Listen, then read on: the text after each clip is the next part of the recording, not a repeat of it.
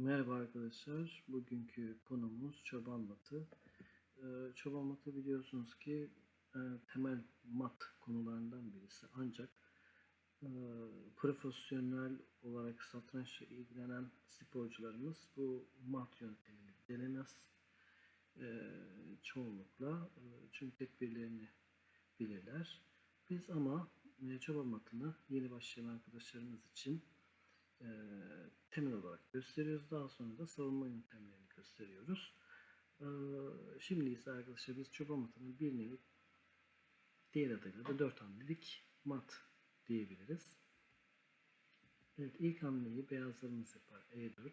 Siyahlar E5 ile karşılık verir. Beyazlar filini hızlı bir şekilde oyunu çıkar.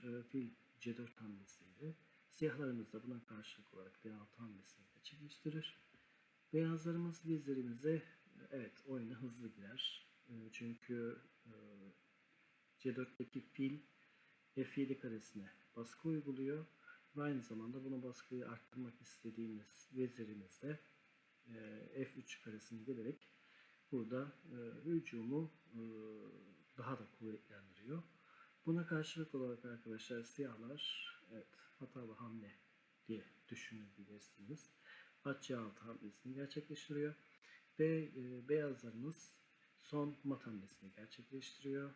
Evet, vezir, F7, şah ve mat.